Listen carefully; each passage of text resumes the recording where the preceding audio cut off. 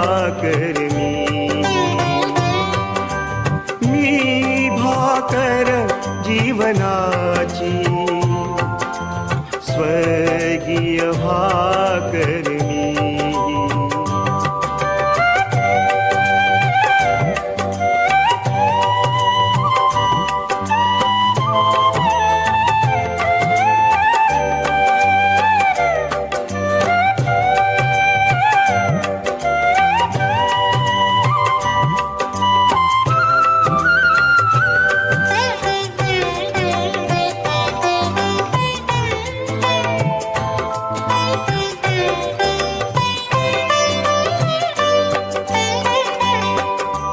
भाकरीस या जो खाईल ना त्या कधी भूक लागेल भाकरीस या जो खाईल ना त्या कधी भूक लागेल श्रद्धा जो मजबरी ठेवील ना त्या कधी तान लागेल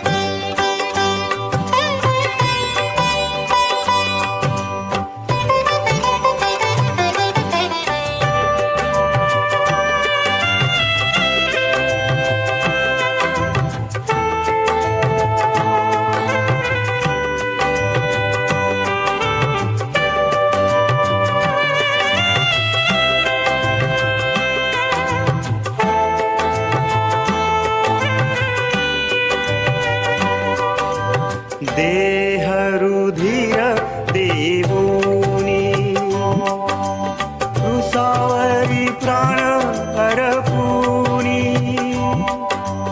देह रुधिर देवोनी क्रूसावरी प्राण अर्पुनी तारियले मानवा पाप मुक्त करुणी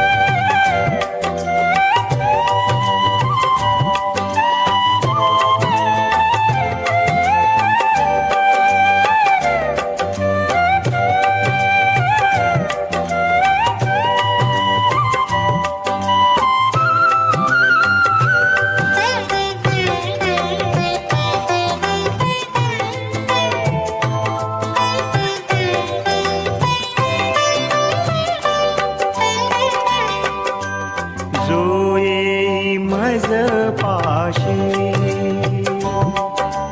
वसतो मी त्या हृदयी जो येई मज पाशी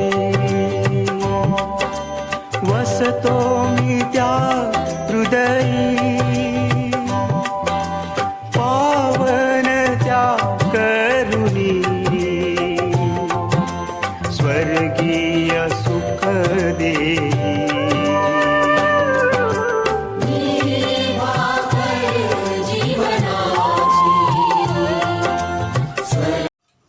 प्रिय बंधू भगिनींनो, आज रविवार आहे आणि प्रभुभोजनाचा विशेष भक्ती कार्यक्रम आहे. इस्लामपूर, कामेरी, रेटे, हरणाक्ष व इतरत्र असणारे सर्व आमचे ख्रिस्ती विश्वासणारे बंधू भगिनी, आपणा सर्वांना येशू ख्रिस्ताच्या नावामध्ये सलाम. आपण आजच्या या भक्ती प्रार्थनेला सुरुवात करूया. हे परमेश्वरा, तुझ्या मंडपात कोण वस्ती करील? तुझ्या पवित्र डोंगरावर कोण उभा राहील? जो सात्विकतेने चालतो व नीतीने वागतो, आपल्या मनापासून सत्य बोलतो. प्रार्थना करूया. जीवन स्वर्गीय देवबापा, आजच्या सुंदर दिवसाबद्दल आम्ही तुला धन्यवाद देतो, उपकार स्तुती करीतो, आभार मानितो. गेला आठवडाभर तू आम्हा संगती राहायला, आमचं सहाय्य केलं आणि कोरोना महामारीची अस्वस्थ करणारी दुःखद परिस्थिती असताना, लॉकडाऊन असताना आम्ही परमेश्वरा मंदिरात जाऊ शकत नाही, असे असताना सुद्धा आपापल्या घरामध्ये राहून तुझी भक्ती प्रार्थना करण्याची संधी आम्हाला तू देऊ केली. याबद्दल तुला धन्यवाद देतो, तुझी उपकार स्तुती करीतो आणि आभार मानितो. आजचा संपूर्ण भक्ती कार्यक्रम देवबापा तुझ्या हातामध्ये आम्ही सोपवितो. गायली जाणारी गीते, त्याचप्रमाणे देवबापा वाचले जाणारे स्तोत्रे, शास्त्रभाग, मध्यस्थीची प्रार्थना, संदेश, प्रभोजन विधी आणि शेवटचा संपूर्ण कार्यक्रम देवबापा तू आशीर्वादाचा कर. येशू ख्रिस्ता प्रित्यर्थ विनंती केली नाही बापा. आमेन, आमेन, आमेन. प्रिय बंधू भगिनींनो, देवाच्या गौरवासाठी आपण एक विशेष गीत गाऊया. उपासना संगीतातील गीत नंबर 245, पतिता ए चल सुची वायाला, प्रभू येशू पदास धरी. हे गीत आपण सर्वजण एकत्रित म्हणूया. पतिता ए चल सुची वायाला, प्रभू येशू पदास धरी. अद सिंधू मधुनी तरायाला, प्रभू येशू कृपाच तरी.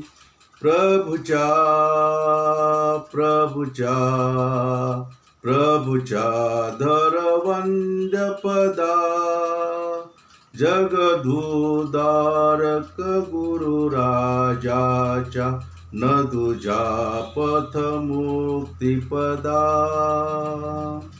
प्रभू येशू चितीवरी आलाया, भगतोची समर्थ सखा.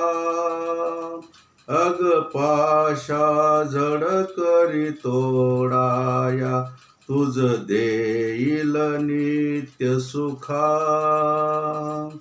प्रभुच्या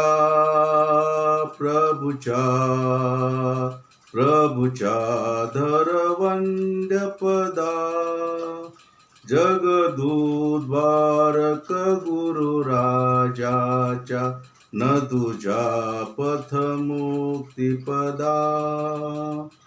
मनवितो पतित सखा देई, अगमुक्ती विनम्र जना. म्हणून तू शरणतया जाई, प्रभू देईल शांती मना.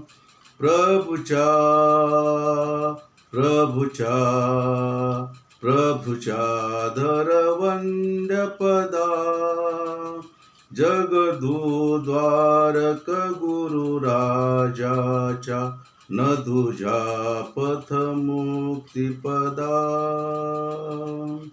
मनवितो पतित सखा देई, अगमुक्ती विनम्र जना. म्हणून तू शरणतया जाई, प्रभू देईल शांती मना.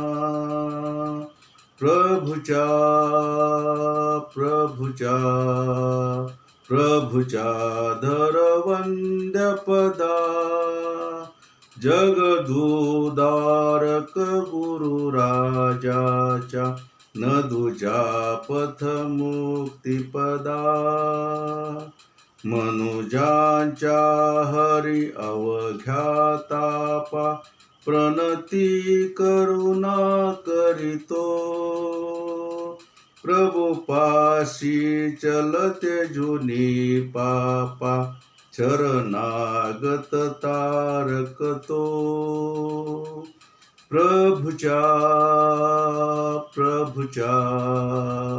प्रभुच्या धरवंद्यपदा जगदुद्धारक गुरु राजाच्या न दुजा पथमुक्तिपदा.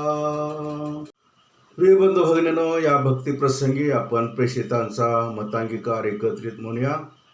सर्वसमर्थ देवज पिता, आकाश व पृथ्वी यांचा उत्पन्न करिता त्याचवर मी विश्वास ठेवितो आणि त्याचा एकुलता एक पुत्र येशू ख्रिस्त आमचा प्रभू, जो पवित्र आत्म्याच्या योगाने गर्भरूप झाला, कुमारी मरीच्या उदरी जन्मास आला, ज्याने पंतई पिलाचा दुःख भोगिले, याला वधस्तंभावर खिळण्यात आले, जो मरण पावला व ज्याला पुरण्यात आले, जो मृत्यूलोकात उतरला, तिसऱ्या दिवशी मेल्यातून पुन्हा उठला, स्वर्गात चढला आणि सर्व समर्थ देवपिता याच्या उजवीकडे बसला आहे.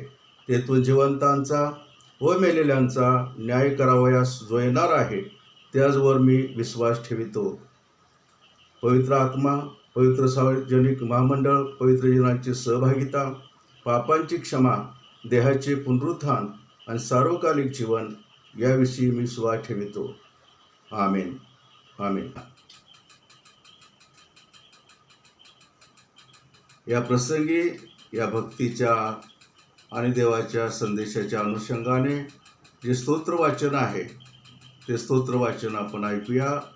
आणि पवित्र शास्त्रातून स्तोत्र संहिता याचा 15वा अध्याय आणि 24वा अध्याय ही 2 स्तोत्रे बोरगाव येथील आमचे बंधू मिस्टर प्रशांत कांबळे हा शास्त्रभाग वाचतील. आपण प्रार्थना करूया. महान सेनाधीश परमेश्वर, आकाश पृथ्वीच्या राजा, तुझ्या नावाला धन्यवाद देतो. प्रभू, जे आम्ही स्तोत्र वाचणार आहे ते स्तोत्र तू विशेष करून आशीर्वादित कर आणि त्या स्तोत्रामधली वचनं प्रभू आम्हासाठी आशीर्वादाची आणि आमच्या जीवनामध्ये ते आचरणास आम्ही आणावीत यासाठी तू आम्हाला सहाय्य मदत कर. आमचं आचरण त्या वचनांच्या प्रमाणे घडू दे प्रभू, यासाठी तू आम्हाला सहाय्य आणि मदत कर. नासरेत येशू ख्रिस्ताच्या नावात हे स्तोत्र मी तुझ्या हातात समर्पित करतो. ते पुन्हा एकावर आशीर्वादित कर, येशू नावात. आमेन. स्तोत्रसंहिता याचा 15वा अध्याय आपण सर्वजण वाचूया. स्तोत्रसंहिता 15वा अध्याय. हे परमेश्वरा, तुझ्या मंडपात कोण वस्ती करेल? तुझ्या पवित्र डोंगरावर कोण राहील? जो सात्विकतेने चालतो व नीतीने वागतो, आपल्या मनापासून सत्य बोलतो, आपल्या जिभेने चुगली करीत नाही, आपल्या सोबत्याचे वाईट करीत नाही, आपल्या शेजाऱ्याची निंदा ऐकत नाही, अधमाला तुच्छ लेखतो, परमेश्वराचे भय बाळगणाऱ्यांचा सन्मान करतो, आपण वाहिलेल्या शपथेने स्वतःचे अहित झाले तरी ती मोडीत नाही, आपला पैसा वाडीदिडीला लावित नाही, निरापराध्याची हानी करण्याकरता लाच घेत नाही, तो असा जो वागतो तो कधी ढळणार नाही. स्तोत्रसंहिता याचा 24वा अध्याय.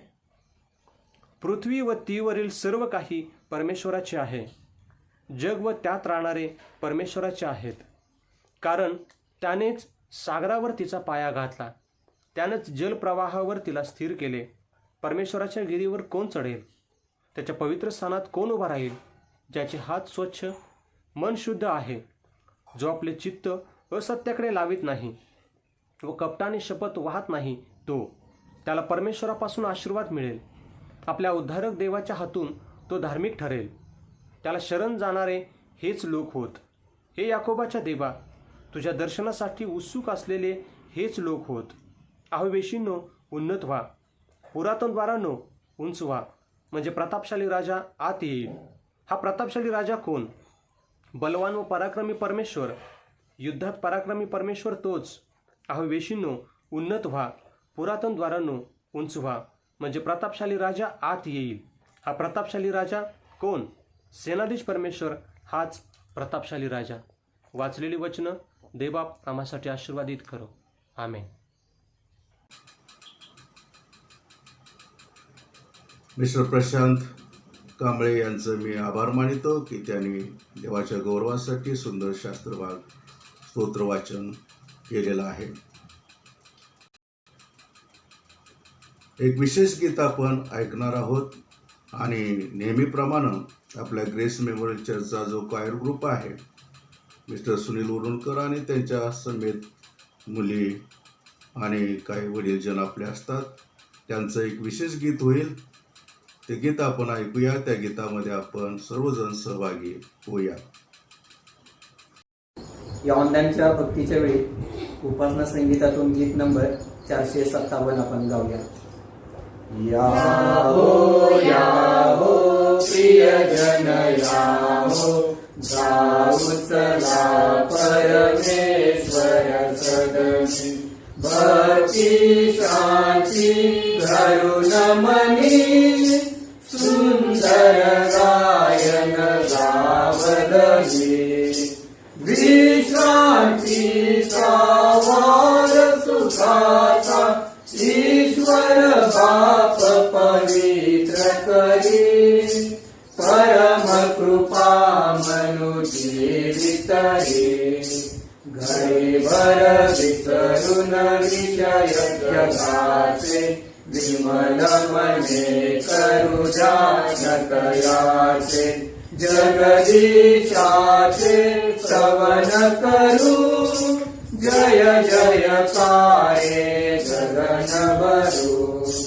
विश्रांतीचा वार सुखाचा ईश्वर बाप पवित्र करी, परम कृपा मनु जीवितरी, पुत्र कन्यापन सगळे रमुन रमुया पितया जवळी, राहील पुढती ख्रिस्त उभा, स्वर्गाची मगती प्रतिभा, विश्रांतीचा वार सुखाचा ईश्वर बाप पवित्र करी, परम कृपा मनु जीवितरी, देवाजीच्या वत्सलतेला उपमान जगी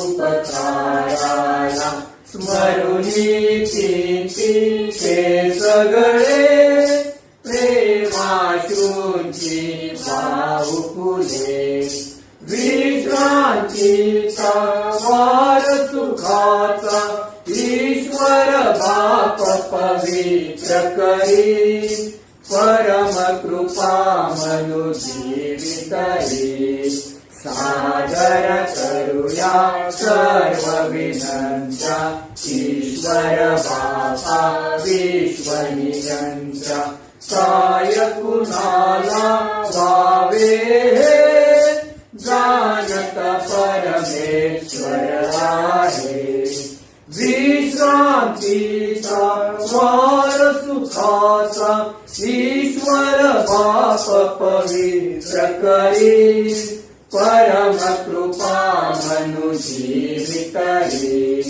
तनु देवाचे मन देवाचे, धन देवाचे जीवित त्याचे, अर्पित जाचे त्यास करू, दीपन नूतन दिव्यवनु, विश्रांतीचा वार सुखाचा ईश्वर बाप पवित्र करी, परम कृपा मनु जीवितरी, पवित्र आत्मा परमेशाचा, संबोधक अनुशासक अमुचा, नित्यतयाचा योग सो, ख्रिस्त सदा हृदयात वसो, विश्रांतीचा वार सुखाचा ईश्वर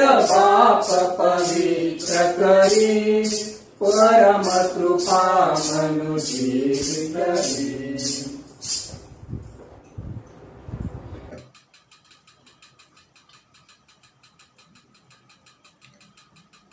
देवापास स्तुती असो की देवाच्या गौरवासाठी वाईच्या ग्रुपनं सुंदर गीत गायलेलं आहे.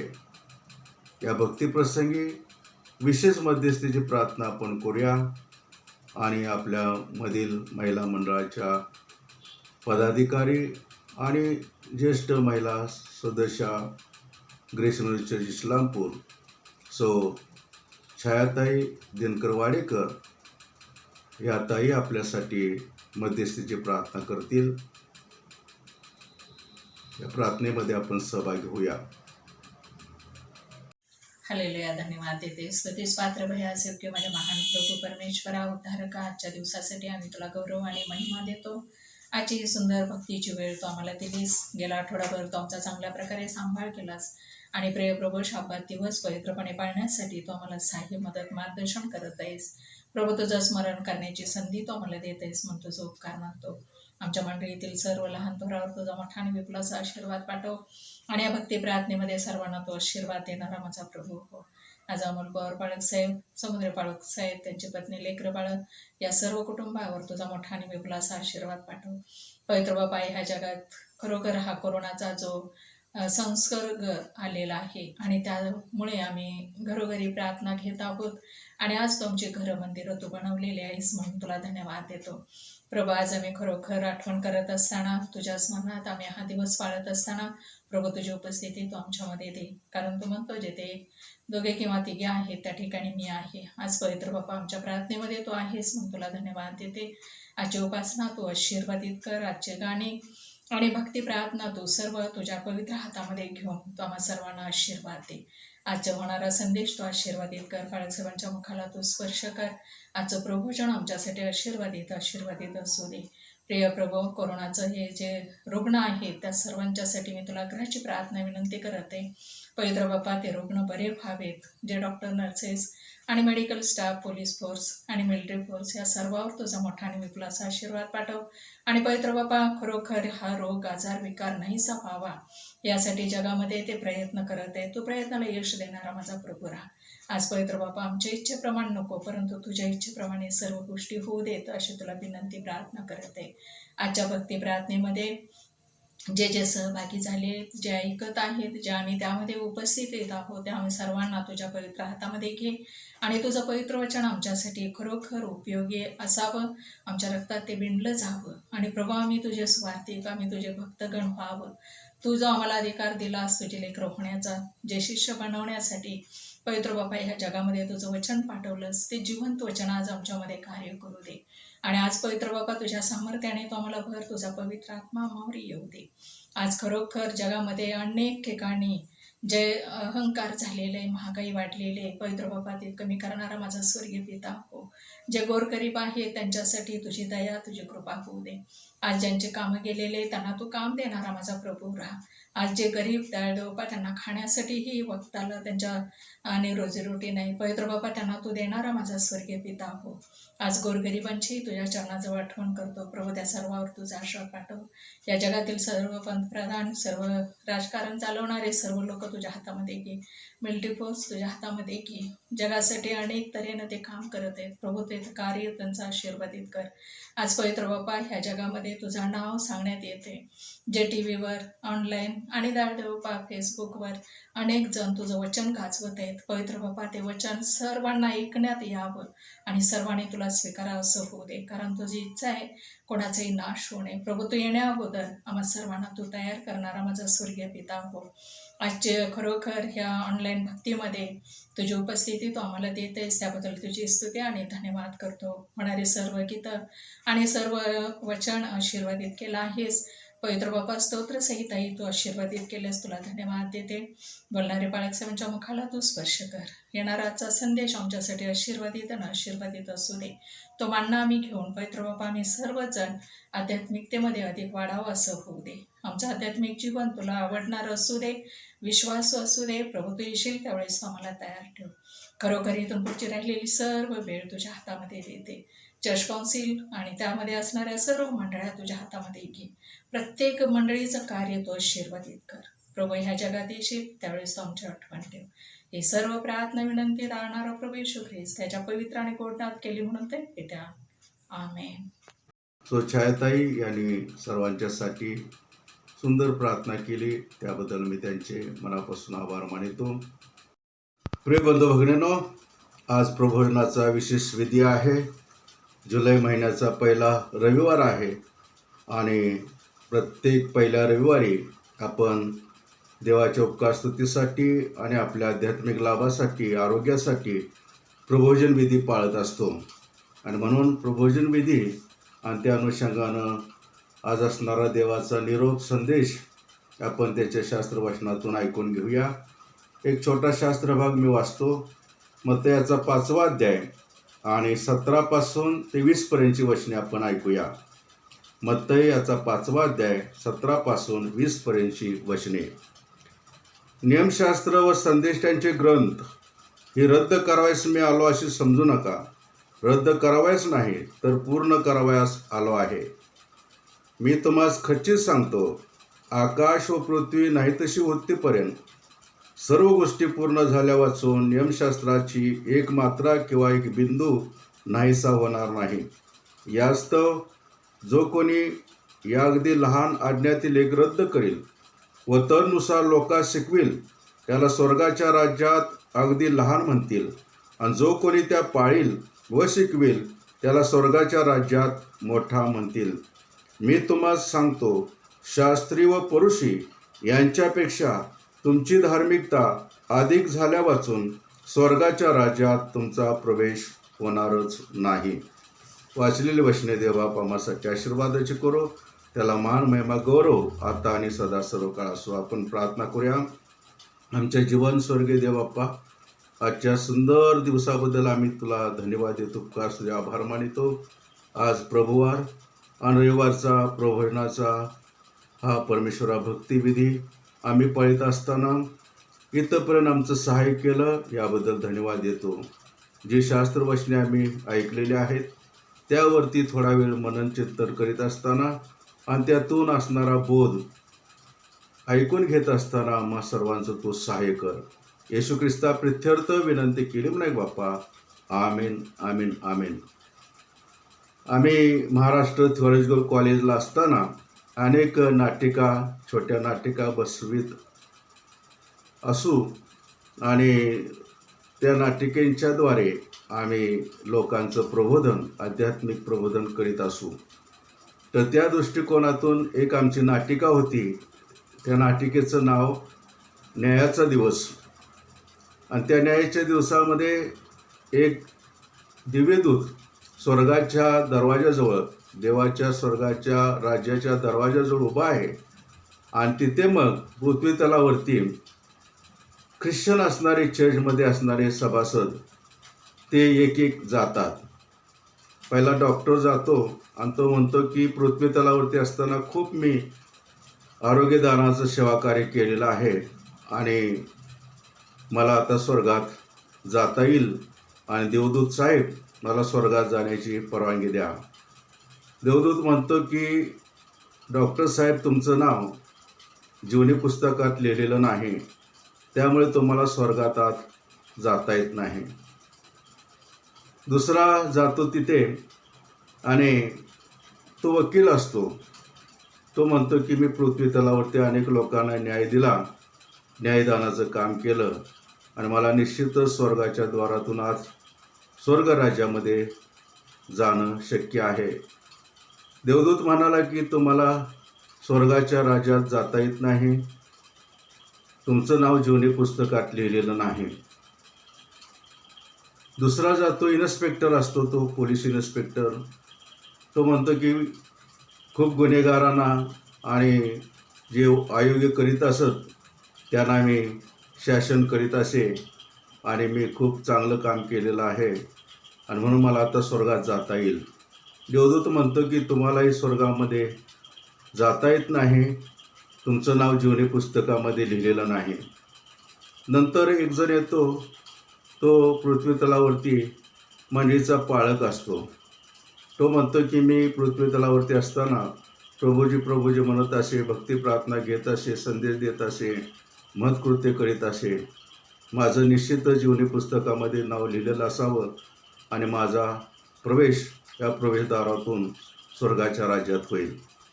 देवदूत म्हणतो की पाळकसाहेब, तुमचंही नाव जीवनी पुस्तकामध्ये लिहिलेलं नाही, तुमचा प्रवेश त्यामुळे स्वर्गीय राज्यात होऊ शकत नाही.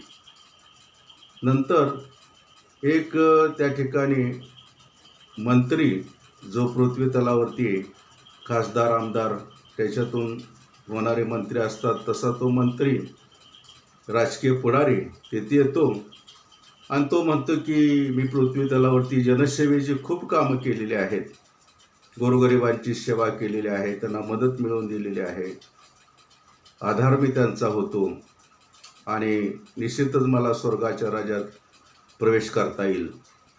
त्यावेळेला देवदूत म्हणाला की अहो मंत्री, तुमचं नाव जीवनी पुस्तकामध्ये लिहिलेलं नाही, त्यामुळे तुम्हाला स्वर्गाच्या राज्यात प्रवेश करता येणार नाही. आणि मग ते सगळेजण त्या ठिकाणी दरवाजाच्या बाहेर असतात आणि मग मोठमोठ्यानं आंदोलन करतात की मग आमचा जर स्वर्गाच्या राज्यात प्रवेश नाही तर मग कोणाचा होणार आहे. तर त्यावेळेला एक गरीब मनुष्य त्या दरवाजाजवळ येतो, फाटका असतो, तो त्यांच्या मंडळीतलाच असतो, परंतु कधी बोलत नसे, गरीब असल्यामुळं कोणी त्याच्याकडे कोणी पाहत नसे आणि आपलं काम भलं आपण भलं असा जीवन जगलेला मनुष्य तिथे येतो आणि तो काही बोलत नाही, उभा राहतो स्वर्गाच्या द्वाराजवळ.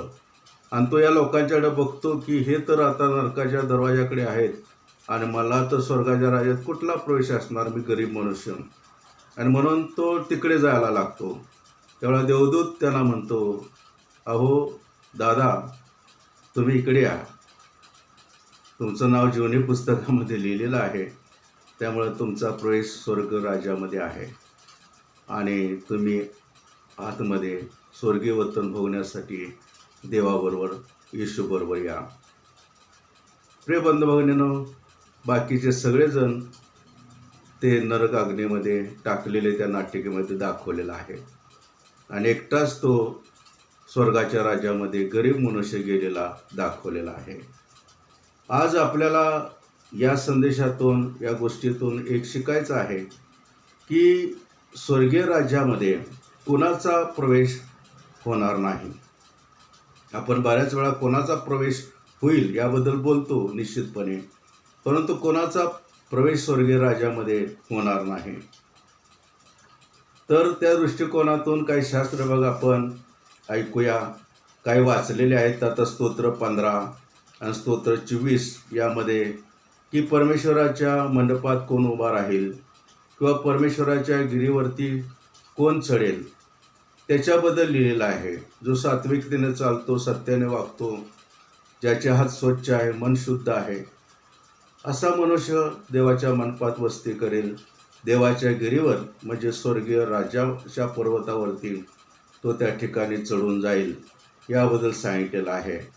परंतु जे दुर्जन आहेत, स्तोत्र 1 मध्ये म्हटलेलं आहे की दुर्जन हे न्यायसमयी टिकावयाचे नाहीत. न्यायाचा समय म्हणजे ज्या वेळेला प्रभू येशू ख्रिस्त पुन्हा या जगामध्ये न्यायाधीश म्हणून येणार आहे, त्यावेळेला ज्यांची नावं जीवनी पुस्तकामध्ये आढळणार नाहीत त्यांना नरक यातनेमध्ये, गंधकाच्या अग्नीच्या सरोवरामध्ये टाकलं जाणार आहे. जिथं सैतान आहे, जिथं ते स्वापद आहे, जिथं तो खोटा संदेष्ट आहे, त्यांच्याबरोबर त्यांना टाकलं जाणार आहे. आणि म्हणून कोणाचा स्वर्गीय राज्यामध्ये प्रवेश होणार नाही. तर जो शास्त्र बघा आपण वाचला की मत्ती याचा 5वा अध्याय आणि त्याच्यामध्ये 20 वचन म्हटलेलं आहे की शास्त्री व पुरुषी यांच्यापेक्षा तुमची धार्मिकता अधिक झाल्याशिवाय तुमचा स्वर्गाच्या राज्यामध्ये प्रवेश होणार नाही. होय प्रिय बंधू भगिनींनो, येशूच्या काळामध्ये शास्त्री पुरुषी अतिशय ढोंगी होते, दांभिक होते, ढोंगीपणानं धार्मिकते जगत होते, जीवन आणि धार्मिकपणा ते दाखवत होते आणि खोटारडे होते, ते लबाड होते. त्यांचं दाखवणं एक आणि वागणं एक, बोलणं एक आणि कृती एक, अशा प्रकारचे ते लोक होते आणि त्यांच्याबद्दल बरंच बायबलमध्ये लिहिलेलं आहे आणि येशू ख्रिस्तानं सुद्धा त्यांचा धिक्कार केलेला आहे. आणि म्हणून येशू सांगत आहे की शास्त्रीय पुरुषी जी धार्मिक कृत्य करतात ते मोशेच्या नियमशास्त्राप्रमाणे करतात, परंतु मोशेच्या शासनावरती बसून ते विधवांची घरे गिळंकृत करतात, गरिबास नाडवतात, मोठमोठ्या प्रार्थना करतात, लांब लांब झगे घालतात आणि बाजारात नमस्कार लोकांच्याकडून करून घेणं हे त्यांना आवडतं. सभास्थानात मोठमोठी आसनं त्यांना बसायला पाहिजे आहे आणि मुरकुट आणि काय आपण ते म्हणतो की जिरे आणि मोहरी अशाचा ते दशमांश देतात.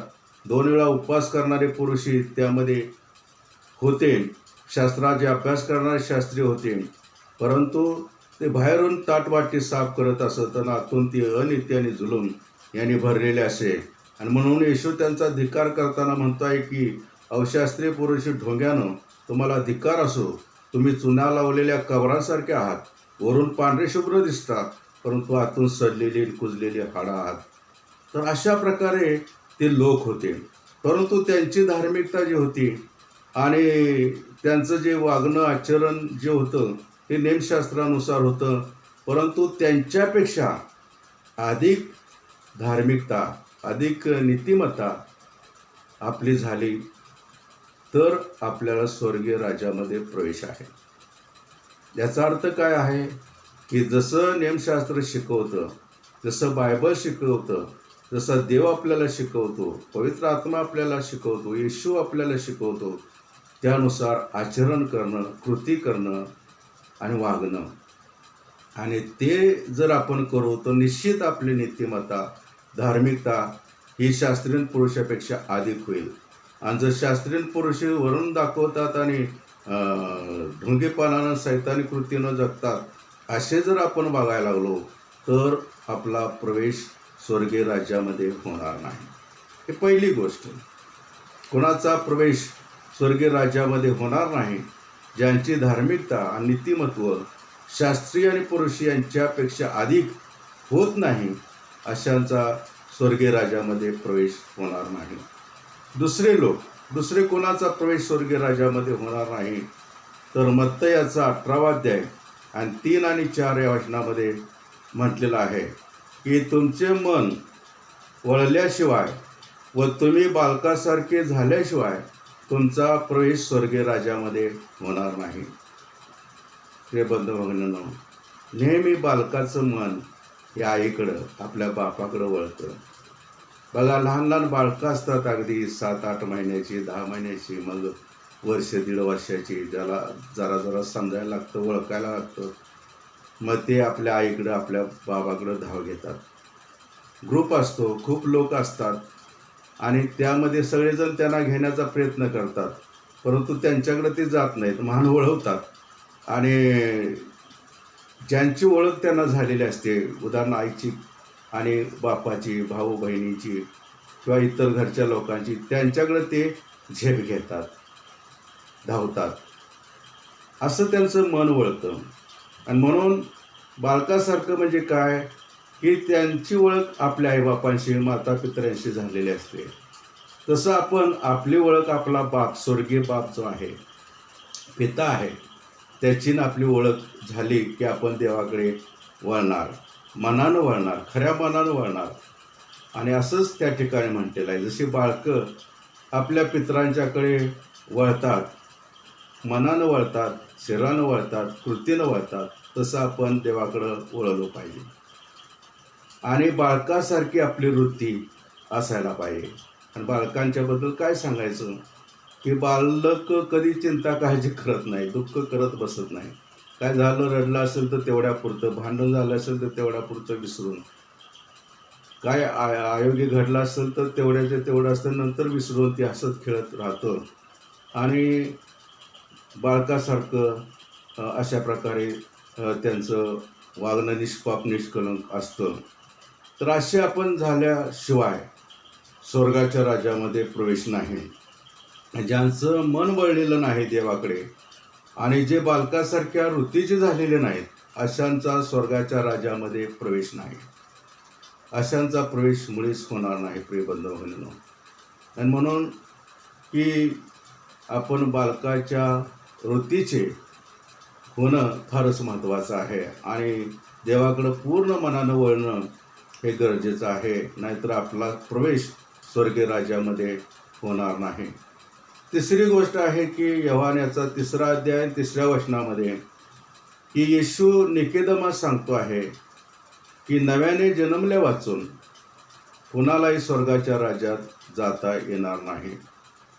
ज्यांचा नवीन जन्म झालेला नाही, ज्यांचं नवीनीकरण झालेलं नाही, ज्यांचं रूपांतर झालेलं नाही, ज्यांच्या मनाचा पूर्णपणे बदल झालेला नाही आणि ज्यांच्या जीवनाचा कायापालट होऊन ते पूर्णपणे देवाच्या स्वभावाचे झालेले नाहीत, अशांना स्वर्गाच्या राज्यामध्ये प्रवेश नाही.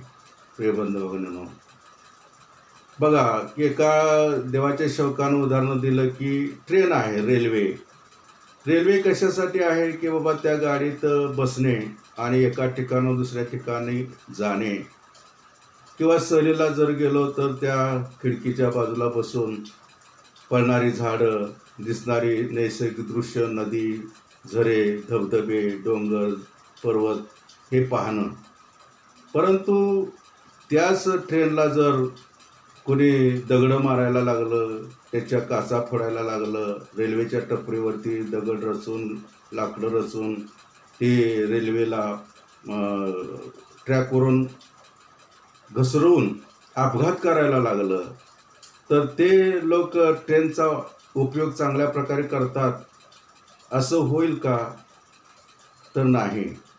तशाच प्रकारे आहे की देव आपल्यासाठी जो आहे तो देव पवित्र स्वभावाचा आहे आणि जसा देव आहे तसं आम्ही पवित्र स्वभावाचे व्हावे आणि ज्या कारणासाठी आपल्याला पाचारण केलेलं आहे त्या कारणानुसार आपण वागणं हे महत्त्वाचं आहे. देवानं आपल्याला का पाचारण केलं आहे, कोणत्या पर्पजसाठी, उद्देशानं, आपलं तारण व्हावं म्हणून. येशू ख्रिस्ताच्या द्वारे पापक्षमा, पापमुक्ती होऊन, आपलं तारण होऊन सार्वकालिक जीवन आपल्याला अंतिम मिळावं यासाठी आपल्याला देवानं निवडलेलं आहे. आणि देवाचा स्वभावच असा आहे की प्रीतीचा, आणि प्रीतीनं वागणं आणि एकमेकाला क्षमा करणं, त्याचप्रमाणे पवित्रपणानं वागणं, सत्य आचरणं, प्रामाणिकपणानं वागणं, बऱ्याच गोष्टी आहेत की ज्या पवित्र शास्त्रामध्ये आपल्याला सांगितलेल्या आहेत. पण याच्या विरुद्ध जर जे करायला नको सांगितलं, खोटे बोलू नको, व्यभिचार करू नको, लबाडी करू नको, खोटी साक्ष देऊ नको, खून करू नको, आणि असं जर आपण करत राहिलो तर ते देवाच्या स्वभावाच्या विरोधात आहे. आणि म्हणून नव्यानं जन्म होणं म्हणजे देवाच्या स्वभावाचं होणं. येशू ख्रिस्त म्हणतो की मी जसा पूर्ण आहे तसं तुम्ही पूर्ण व्हा. म्हणजे तो काय म्हणतो की मी शास्त्र पूर्ण करण्यासाठी आलेलो आहे. नियमशास्त्र रद्द करण्यासाठी नाही, तर ते पूर्ण करण्यासाठी आहे. आकाश पृथ्वी नाही तशी होईपर्यंत नियमशास्त्रातील एक मात्रा किंवा एक बिंदूसुद्धा नाहीसा होणार नाही, आणि त्याचं पूर्ण आचरण करण्यासाठी मी जगात आलेलो आहे. प्रिय बंधू भगिनींनो, त्या नियमशास्त्रातील सगळ्या आज्ञा किंवा त्यातील शब्द आणि मात्रा आणि बिंदू पाळणं हे कुठल्याही पापी माणसाला शक्य नव्हतं, शक्य होणार नाही. पण एकाच मनुष्यानं देवाच्या रूपामध्ये असणाऱ्या येशूनं ते पूर्ण केलेलं आहे. आणि म्हणूनच तो तुम्हाला आणि मला सांगतो आहे की नव्याने जन्मल्या वाचून कुणाचाही स्वर्गाच्या राज्यात प्रवेश होणार नाही. चौथी गोष्ट आहे की कुणाचा देवाच्या राज्यामध्ये प्रवेश होणार नाही. आणि येशू ख्रिस्त म्हणतो मत्तयाचा 19 अध्याय आणि 23 आणि 24 या वचनामध्ये की धनवानांना देवाच्या राज्यात प्रवेश मिळणार नाही. उंटाला सुईच्या नेड्यातून जाणं सोपं आहे, परंतु धनवानाला स्वर्गाच्या राज्यामध्ये जाणं शक्य होणार नाही, अशक्य आहे. आणि तो का बोलला तर ते धनवान तरुण तो येशूला म्हणतो की मला सार्वकालिक जीवन मिळावे म्हणून मी काय करावे. येशू म्हणतो की देवाच्या आज्ञा पाळ. तो म्हणतो लहानपणापासून मी पाळत आलेला आहे. येशू म्हणतो एक गोष्ट तुझ्यामध्ये होणे आहे की आहे ते सर्व तू विकून गोरगरिबाला वाटून दे आणि माझ्या मागे ये. तेव्हा त्याला ते अशक्य झालं. येशूच्या मागे गेला नाही. खिन्न मनानं तो निघून गेला. त्याला संपत्ती आणि धन प्रिय वाटलं, त्यालाच तो मिठी मारून बसला. पण ज्यानं आकाश पृथ्वीवरील सर्व संपत्ती निर्माण केलेली आहे, ज्याचा तो स्वामी प्रभू मालक आहे, त्याच्याबरोबर जायला तो तयार झाला नाही. आणि म्हणून स्वर्गराज्यात जाण्यासाठी धनाचं अडखळण आहे, पृथ्वी तलावरच्या संपत्तीचं, प्रॉपर्टीचं अडखळण आहे. जे त्याच्यात जकडून बसलेले आहेत ते आपलं चित्त जैगिक संपत्तीवरती लावून आहेत, त्यांना स्वर्गीय संपत्ती, स्वर्गीय राज्याचं वतन मिळणार नाही. प्रिय बंधू भगिनींनो, आपण कशामध्ये आहोत याचं आपण अवलोकन करूया आणि त्यातून बाहेर पडून जे काय आपल्याला देवाच्या कार्यासाठी शक्य करता येईल ती करणं गरजेचं आहे. ज्याच्याकडे अधिक धन आहे, ज्याच्याकडे उन्हा आहे, त्याला मदत करणं गरजेचं आहे. 2 अंगरखे असले तर एक दुसऱ्याला दे, असं म्हटलेलं आहे. याचा अर्थ काय आहे की बाबा ज्याला नाही त्याला तुझ्याकडे जे आहे ते दे, आणि तेच फार महत्त्वाचं आहे. प्रिय बंधू भगिनींनो, आणि धनाची आडकाठी आपल्या जीवनामध्ये आपण येशू ख्रिस्ताबरोबर जाण्यासाठी आणायची नाही. त्याचप्रमाणे 5वी गोष्ट मला आपल्याला सांगायची आहे की कुणाचा देवाच्या राज्यामध्ये प्रवेश होणार नाही. मत्तयाचा 7वा अध्याय 21 वचनामध्ये म्हटलेलं आहे की जो देवाच्या इच्छेप्रमाणे वागत नाही त्याचा देवाच्या राज्यात प्रवेश होणार नाही. प्रिय बंधू भगिनींनो, प्रभूजी म्हणून बोलणारे, भक्ती प्रार्थना करणारे, गाणे गाणारे, संदेश देणारे, चमत्कार करणारे, महत्कृत्य करणारे लोक पुष्कळ आहेत, परंतु असे लोक देवाच्या इच्छेप्रमाणे वागत नाहीत. त्यांचं चित्त, त्यांचं मन, त्यांच्या मनातील विचार आणि जी काही अंधाराची कृती आहे ती देवाला मान्य नसते. हे देवाला पसंत पडलेले, प्रिय असणारे, देवाच्या इच्छेप्रमाणे वागणारे असे लोक नसतात, आणि अशांचा देवाच्या राज्यामध्ये प्रवेश होणं शक्य नाही. येशू म्हणतो की खचित मी सांगतो की अशांचा, मला प्रभूजी म्हणणाऱ्यांचा स्वर्गाच्या राज्यात प्रवेश होणार नाही, कारण ते देवाच्या इच्छेप्रमाणे, माझ्या पित्याच्या इच्छेप्रमाणे वागत नाही, म्हणून त्यांचा प्रवेश देवाच्या राज्यात होणार नाही. 6व्या प्रकारचे लोक आहेत की गलतीकरस्पत्र याचा 5वा अध्याय आणि 19 ते 21 वचनामध्ये जवळजवळ 15 प्रकारचे अवगुण असणारे लोक त्यांची यादीच दिलेली आहे की त्यांचा स्वर्गाच्या राज्यामध्ये प्रवेश होणार नाही. जार कर्म करणारे, लबाड आणि लबाडीची आवड धरणारे, राग, लोभ, हेवा, दारूबाजी असे करणारे लोक यांचा देवाच्या राज्यामध्ये प्रवेश होणार नाही. तशा प्रकारे प्रगटीकरण याचा 21वा अध्याय आणि 8व्या वचनामध्ये सांगितलेलं आहे की जे भेकड आहेत, जे सर्व प्रकारचे लबाड लोक आहेत आणि जार कर्म करणारे लोक आहेत, आणि अशा प्रकारच्या लोकांना देवाच्या राज्यामध्ये प्रवेश मिळणार नाही.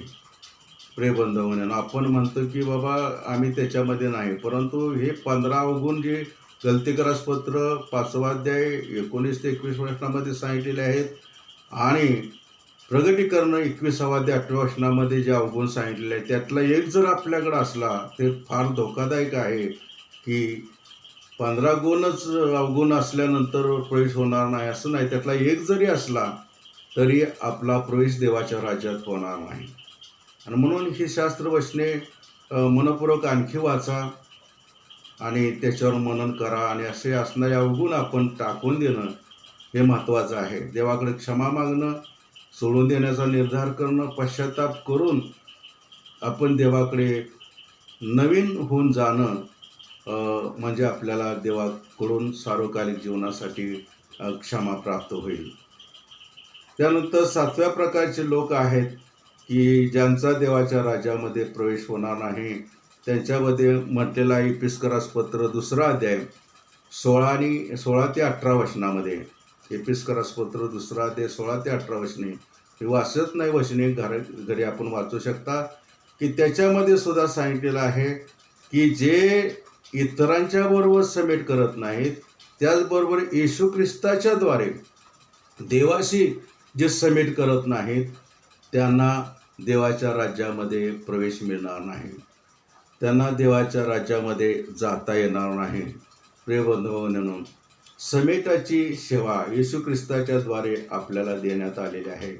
येशू ख्रिस्तानं आपण पापी असतानाच क्रूसखांबावरती आपला प्राण दिलेला आहे आणि त्याच्या प्रीतीचं प्रमाण पटवून दिलेलं आहे. रोमकरासपत्र 5वा अध्याय 8वं वचन मी 58 नंबर म्हणून ते लक्षात ठेवलेलं आहे की रोम 5:8 58 नंबर काय आहे की देव आपल्या स्वप्रीतीचे प्रमाण हे देतो की आम्ही पापी असतानाच आमच्यासाठी प्रभू येशू ख्रिस्त क्रूस खांबावरती मारला गेला. त्याच्या प्राणाची आहुती दिली, प्राणाचं अर्पण सर्व जगातील पापी लोकांच्या साठी त्यांची क्षमा व्हावी आणि त्यांच्या बदली येशू ख्रिस्तानं शिक्षा भोगलेली आहे. जे प्रभू वचन विधी आपण पाळणार आहोत ते कशाचं प्रतीक आहे की येशूनं तुमच्या माझ्यासाठी क्रूस खांबावरती वधस्तंभावरती दुःख सहन केलं आणि आमची असणारी शिक्षा त्यानं आपल्यावरती घेतली आणि देवाशी आपला तुटलेला संबंध येशू ख्रिस्तानं जोडलेला आहे. तो समेट त्यानं केलेला आहे आणि इतरांच्या बरोबर समेट ख्रिस्ती बंधू प्रीतीच्याद्वारे आणि देवाशी समेट सार्वकालिक जीवनासाठी असा समेट केलेला आहे. आणि म्हणून ख्रिस्ती जीवनाच्या बद्दल समभुज त्रिकोण असा दाखवला जातोय की वरती देव आहे आणि इकडे आपण आणि इतर लोक आहेत आणि इथे येशू आहे. येशूनं काय केलेलं आहे की इतर लोकांच्या बरोबर संबंध, देवाबरोबर संबंध आपला जोडलेला आहे. आणि हे ज्यांच्याकडं आहे देवाशी चांगला संबंध ठेवायचा, देवावरती प्रीती प्रेम करायचं, देवाशी चांगलं वागायचं आणि जगातल्या इतर लोकांशी भांडायचं, वैरत्वानं, हेव्यानं, कलहानं, मत्सरानं, रागानं वागायचं, सूडबुद्धीनं वागायचं, तर असे करणारे जे लोक असतील त्यांना सार्वकालिक जीवनात स्वर्गीय राज्यात प्रवेश मिळणार नाही. प्रिय बंधू भगिनींनो, हे फार महत्त्वाचं आहे. आणि म्हणून त्या नाटिकेचं दृश्य आपल्यासमोर आणूया की देवदूत स्वर्गाच्या द्वाराजवळ उभा आहे आणि आपण तिथं गेलेलो आहे आणि देवदूत म्हणतोय की तुमचं नाव जीवनी पुस्तकामध्ये लिहिलेलं नाही आणि तुमचा स्वर्गाच्या राज्यामध्ये प्रवेश होणार नाही, कारण तुमच्याकडे यातला एक सुद्धा गुण चांगला नाही आणि या 7 गोष्टी सांगितल्या त्या तुम्ही पाळलेल्या नाहीत आणि त्यामुळं तुमचा स्वर्गीय राज्यामध्ये प्रवेश होणार नाही. अहो नरकपुत्रांनो, तुम्ही अग्नी आणि गंधक या सरोवरामध्ये कायमचं मरण सोसण्यासाठी जावा. होय प्रिय बंधूभगिनींनो, जर आपण वाचलं तेच अध्याय आपण ह्याचा प्रगटीकरण याचा 21वा अध्याय आणि 8व्या वचनापासून पुढे जर वाचलं तर त्यामध्ये म्हटलेलं आहे की असे कर्म करणारे जे लोक आहेत की त्यांना अग्नी आणि सरोवर, अग्नी आणि गंधक यांचं सरोवर हे दुसरं मरण प्राप्त होईल आणि दुसरं मरण हे नाशाचं मरण आहे. प्रिय बंधूभगिनींनो, पहिल्या पुनरुत्थानामध्ये ज्यांना स्थान आहे त्यांना आकाश पृथ्वीमध्ये येशू ख्रिस्ताबरोबर सार्वकालिक जीवनाचं 1000 वर्षाचं राज्य उभोगता येणार आहे आणि ज्यांचं पुनरुत्थान झालेलं आहे ते सार्वकालिक जीवनामध्ये सुद्धा सर्व काळ जाणार आहेत. परंतु दुसऱ्या मरणामध्ये नाश पावलेले लोक हे नरकामध्ये जाणार आहेत. आणि म्हणून अग्नी आणि गंधक यांचं सरोवर दुसरं मरण हे स्वर्गीय राज्यामध्ये ज्यांचा प्रवेश होणार नाही अशा लोकांच्यासाठी आहे. पण ज्यांना स्वर्गीय राज्यामध्ये प्रवेश करण्यासाठी देवानं येशू ख्रिस्ताच्या द्वारे शिक्कामोर्तब करून निवडलेलं व नेमलेलं आहे, त्यांची नावं जीवनी पुस्तकामध्ये लिहिलेली आहेत, त्यांच्यावरती दुसऱ्या मरणाची सत्ता नाही. ते सार्वकालिक जीवनामध्ये स्वर्गीय राज्यामध्ये कायमचं आनंदकालिक जीवन भोगण्यासाठी देवानं निवडलेले लोक आशीर्वादित लोक आहेत आणि ते आशीर्वादित लोक आपण बनूया प्रिय बंधूभगिनींनो. आणि ज्यांचा स्वर्गाच्या राज्यामध्ये प्रवेश होणार नाही अशा 7 गोष्टी ज्या मी सांगितल्या त्यामध्ये आपण असू नये. देवबाप करो आणि ह्या गोष्टी पाळण्यासाठी आणि जे अवगुण आहेत ते टाकून देण्यासाठी देवबाप तुमचं माझं सहाय्य करो. कोणाचाही तो नाश न करो, तर सार्वकालिक जीवनामध्ये कायमचं आनंदकालिक जीवन वतन तो आम्हा सर्वांना देऊ. प्रार्थना करूया. आमच्या जीवन स्वर्गीय देवबापा, धन्यवाद देतो, आभार मानितो की स्वर्गीय राज्यामध्ये कोणाचा प्रवेश होणार नाही याबद्दल आम्हाला समजलं. आम्ही जर त्यामध्ये असू तर आम्हाला क्षमा कर देवबापा. आमचं परिवर्तन घडून येऊ दे. आम्ही परमेश्वरा पश्चाताप करून तुला सर्व पापांची, चुकांची, अपराधांची, दोषाची कबुली देऊन स्वतःचं नवीनीकरण करून घेत आहोत आणि तुझ्यामध्ये इथून पुढे जीवन जगण्याचा निर्धार करीत आहोत. आमचं तू सहाय्य कर. येशू ख्रिस्ता प्रित्यर्थ विनंती केली म्हणा बाप्पा. आमीन आमीन आमीन. प्रिय बंधू भगिनींनो, प्रभोजनाची आपण तयारी करूया. प्रभोजन घेत असताना आपण गीत नंबर 426 2 चरण गाऊया. जसा मी आहे निराधार. जसा मी आहे निराधार, आलो तसाच दे उदार. किंवा हे तुझी रक्तधार, देवाच्या प्रिय कोकरा.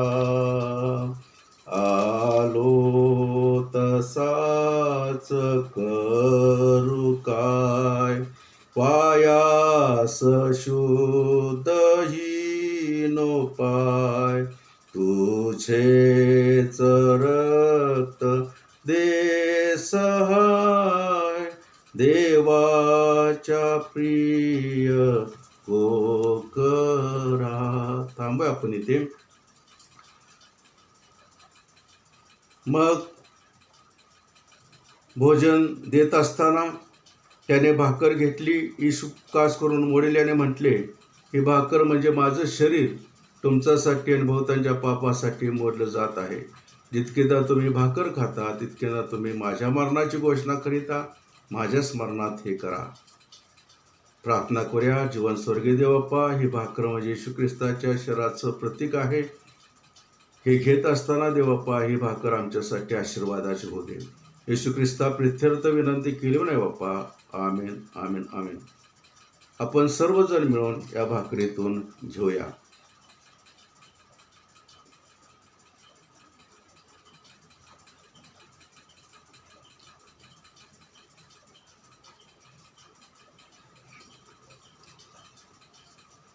मग भोजन झाल्यावर त्याने प्याला आपल्या हातामध्ये घेतला आणि म्हटले, हा प्याला म्हणजे माझ्या नवीन कराचे रक्त आहे. तुम्हासाठी आणि बहुतांच्या पापासाठी ओतलं जात आहे. जितकेंदा तुम्ही हा प्याला पिता तितकेंदा तुम्ही माझ्या मरणाची घोषणा करिता. माझ्या स्मरणात हे करा. प्रार्थना करूया. आमच्या जीवन स्वर्गीय देवप्पा, हा द्राक्षरस म्हणजे येशू ख्रिस्ताच्या मौल्यवान निष्पाप निरागस रक्ताचं प्रतीक आहे. याचं प्राशन करीत असताना देवप्पा आमचं तू सहाय्य कर. आमच्या पापांची, दोषांची आम्हाला क्षमा कर आणि आम्हाला शुद्ध आणि पवित्र जीवन प्राप्त होऊ दे. हा द्राक्षर आमच्यासाठी आशीर्वादाचा होऊ दे. येशू ख्रिस्ता प्रित्यर्थ विनंती केली नाही बाप्पा. आमीन आमीन आमीन. आपण सर्वजण मिळून या प्याल्यातून घेऊया.